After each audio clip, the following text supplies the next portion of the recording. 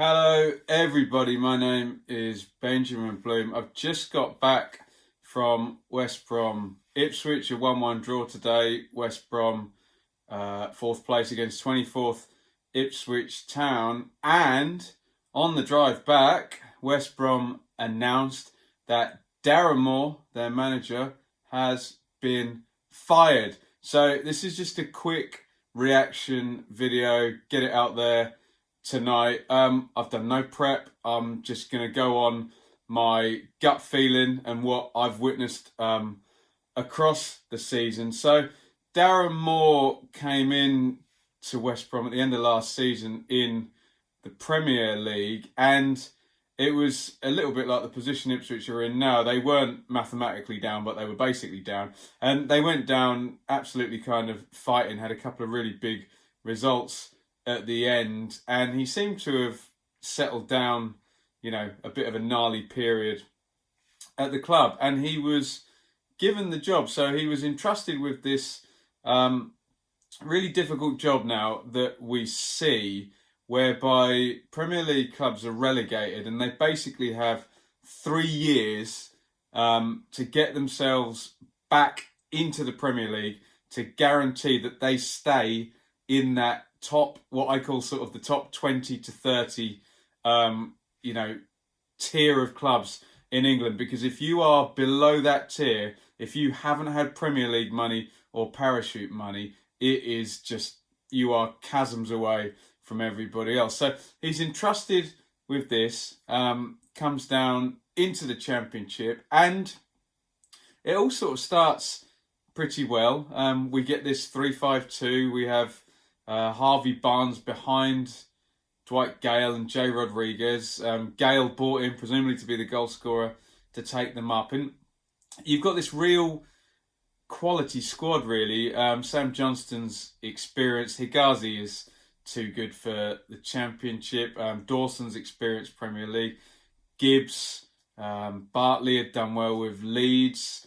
Adarabio was brought in on loan from Man City, I think I've got that right. And then in the midfield, just, Livermore, Morrison, Barry, Phillips, and of course the guys up front. So the squad on paper was well good enough to go up. I know it doesn't always work like that, and I remember doing my match review or my Championship review videos, back in October time, and West Brom were just scoring tons of goals, and I remember thinking, look, they're just going to outscore everybody, and this is going to be quite easy for them. I also remember saying, if Gale, Barnes and Rodriguez start a game, one of them will score, and that just happened week after week. But when the chips were down, West Brom go on a bit of a kind of bad run, and there's no plan B. And I thought Darren Moore had reacted quite well to this. When I saw them a couple of times, they won at Ipswich, this big run of away results that they've had, and I saw them win at Sheff United as well. And he kind of rejigged it into a 4-3-3, which was a little bit less gung-ho, and the goals stopped going in both ends, but they kept the chase up, and it all looked pretty good. But it looks like the hammer blow for Darren Moore was Harvey Barnes going back to Leicester. They recalled him, he's their player, they're perfectly within their rights to do so. And I don't know, that seems to have killed West Brom now, because he was always the X factor. And then another bad run, and we get into the January transfer window, and I thought with the business he did, I thought, oh no, he's nailed it. Okay, he's lost Barnes, but in comes Stefan Johansson, who's just got promoted last year with Fulham. In comes Jefferson Montero, who Swansea couldn't afford to keep in there. And in comes Jacob Murphy, who'd done well with Norwich and got a big transfer away up to Newcastle. So other than Sheffield United bringing in Medine and Hogan and Dowell, I thought that might have been the best business, but it hasn't really transpired that way. The results still a little bit wibbly, and I saw them a couple of weeks ago at QPR, and they lucked out. They won 3-2, scored a very early goal and a very late goal, and it was just there didn't seem to have been an evolution of a team across the season. It's like you'd had three kind of stabs at it. The first, the 3-5-2, then the 4-3-3, both with Barnes, and then trying to adjust to the new system, maybe with Murphy in there instead. It didn't seem, when you compare to the intensity of Leeds and, the 3-5-2 of Sheffield United and the insane press up of the defence and Norwich's passing system, they just seem to be a way off despite having better players. So I was still a bit miffed by this. And then it seems to me what's happened is they've come into these two hard games where they've played Sheffield United at home, promotion rival. That would have been a fourth against third or a fourth against second at that point. I don't quite remember which. And lost 1-0. It wasn't a tight game. Sheffield United were far the better team. And then they've gone to Leeds and got battered 4-0. So they've gone to two promotion rivals. The sort of standard team that you may get in the playoffs. Although, really, looking at this championship now, those three teams, Norwich, Sheffield United and Leeds, are decent without being spectacular like a Newcastle or a Wolves. And just underneath that is... there's not that much more quality underneath that. So, you're only likely to meet one of them in the playoffs because two of them are going up. So today, it did look a mess against Ipswich, and obviously Ipswich are bottom of the league, and it looks like the owners maybe, I don't know whether they've just taken a look over those games or they've taken a look at the table, which I would have in front of me if a pop-up didn't come up at exactly the wrong time. So West Brom in fourth. Now we've got 10 games to go and then 9 points off automatic. And I don't know, does this smack of, right, we're now pretty much not going to get automatic. You're not going to make 9 points up over the last 10 games. Let's act now, bring somebody in. If they can get a bounce, maybe we can go up during the playoffs. But we've backed Darren Moore for this season. We've given him a chance. He's now not going to get automatic.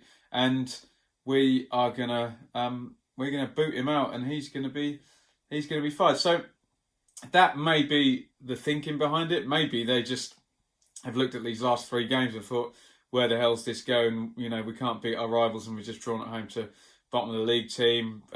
We've given him some finances to supplement a squad, but frankly, that squad should have been. I mean, can you imagine Bielsa with that squad? Or it's hard to say anyone would have more an impact in 1 year than him, but some of the other managers, maybe you would have seen more of a kind of joined up strategy of where things were going. So Moore has gone, and there is 10 games to go. It looks like West Brom are going to finish in the playoffs. I've been saying for a while now, the top three, well, that's sorted. We don't know the order, but it will be Norwich, Leeds and Sheffield United. I think 4th and 5th is sorted as well. I don't see anyone 6th to 10th going above 6th to 10th. So I think Middlesbrough and West Brom are nailed on to play each other in the playoffs. So, someone could come into 6th. We'll see about that. But that's the state of play of it. And, West Brom could get someone in to get them through the playoffs. So maybe that's the thinking behind it. Obviously, whenever a manager is fired, you do get the what I think it's the slightly unbalanced view. You do get some people who, whenever a manager is fired, bad. This is bad. He's not been given enough time. All of that stuff. On this season's evidence, it didn't look like it was going on an upward trajectory, and you just have to factor in this 3-year clock that relegated clubs have, where it is genuinely a disaster if they don't get back up within 3 years. The disparity in finances you're going to get if you don't have either that Premier League money or then 3 years residuals parachute money. So I just think that's how owners look at it now. And my view on it is yes, it's probably harsh. You know, maybe he could turn it round in 6 months, or you know, maybe he could have got them up next year. But I understand why an owner of a relegated club would act in this way. We've already seen it at Stoke, not going well with Rowett. Let's get someone else in and get him set up for next year. Now we've seen the same thing with West Brom. It's just such a tight clock. If you gamble on one guy for 3 years and you don't make it, then you'll forever be saying our income's now dropped from 100 and whatever million to 25 million or whatever it is in the Championship. I'm pulling figures out of the air, but it would be that type of drop off.